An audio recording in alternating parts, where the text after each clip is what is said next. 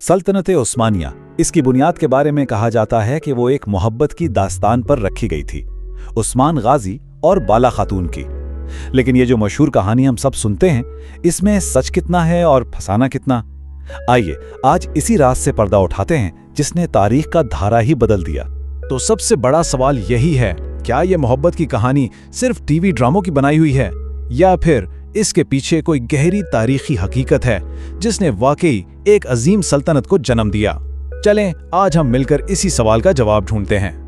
अच्छा, तो हर कहानी की तरह इस कहानी की शुरुआत भी एक मुलाकात से होती है, लेकिन क्या ये मुलाकात वैसी ही थी जैसी हमें फिल्मों और ड्रामों में दिखाई जाती है? चलें जरा हकीकत और अफसाने को अलग अलग करके देखते हैं।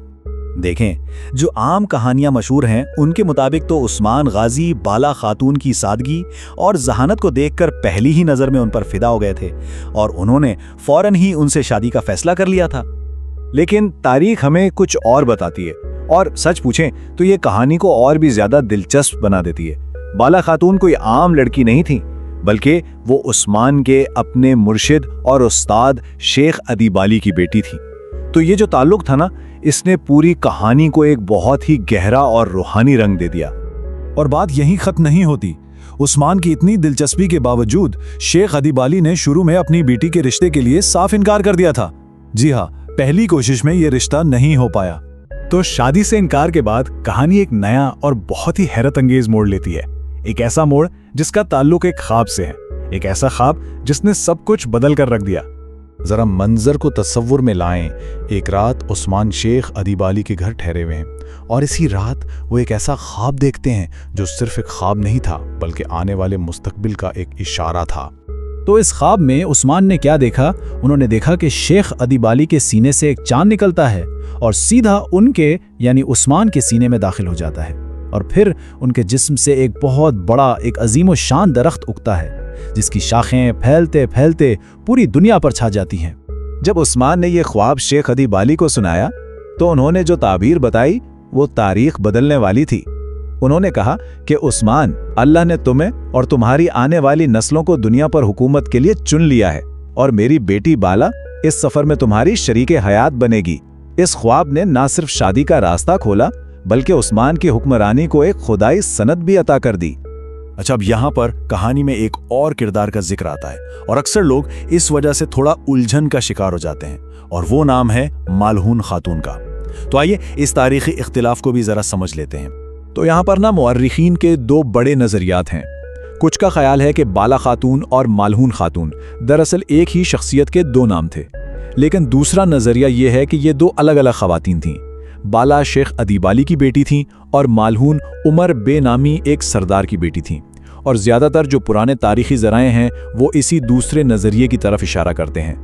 तो सबसे अहम बात यह है कि भले ही इस पर थोड़ी बहस मौजूद है, लेकिन जो गालिब तारीखी राय है वो यही मानती है कि ये दोनों शख्सियात अलग अलग थीं। चलें अब इस शादी से आगे बढ़ते हैं और इस रिश्ते की असल रूह को समझते हैं, क्योंकि ये सिर्फ दो लोगों का मिलाप नहीं था। ये एक ऐसी पार्टनरशिप, एक ऐसी शराकतदारी की शुरुआत थी जिसने तारीख रकम करनी थी। बाला खातून सिर्फ उस्मान की बीवी नहीं थी, बल्कि सल्तनत की एक मेमार थी। मतलब उनका किरदार सिर्फ महल की चारदीवारी तक नहीं था, वो उस्मान गाजी की एक बहुत अहम मुशीर थी। वो आही बरादरी की एक सरगर्म रुकन थी, जो उस वक्त के ताजरों और कारीगरों की एक बहुत बासर तंजीम थी। और जब उस्मान जंगों पर होते थे ना, तो कबीले के अंदरूनी मामलात को वही संभालती थी। और इन सब के साथ साथ उनकी सादगी और इबादत गुजारी सबके लिए एक मिसाल थी। और ये शराकतदारी कोई चंद साल की नहीं थी, ये जिंदगी भर कायम रही। बाला खातून का इंतकाल अपने शौहर उस्मान गाजी से बस कुछ ही अरसा पहले हुआ, और इनकी आखिरी आरामगाह आज भी तुर्की में उनके वालिद के मज़ार के पास ही है। और इस मजबूत शराकतदारी का नतीजा क्या निकला? एक ऐसी सल्तनत उस्मानिया जो 1-2 साल नहीं बल्कि पूरे 600 साल तक कायम रही। सोचे जरा, 6 सदियां। तो आखिर में ये कहना बिल्कुल ठीक होगा कि उस्मान और बाला की कहानी सिर्फ मोहब्बत और जज्बात की कहानी नहीं है, ये ईमान, सब्र और एक मुश्तरका मकसद की कहानी है जिसने तारीख का रुख ही मोड़ दिया। तो फिर इस पूरी दास्तान से, इस पूरी तारीख से हमें क्या सबक मिलता है? इसकी असल अहमियत क्या है? बात बहुत सादा है। उनका रिश्ता सिर्फ एक शादी नहीं था, یہ ایک آنے والی عظیم سلطنت کا روحانی سنگ بنیاد تھا، اس کی روح تھی۔ اور یہ کہانی ہمیں یاد دلاتی ہے کہ تاریخ کی سب سے بڑی عمارتیں اکثر مشترکہ ایمان اور ایک بلند مقصد کی بنیادوں پر ہی کھڑی ہوتی ہیں۔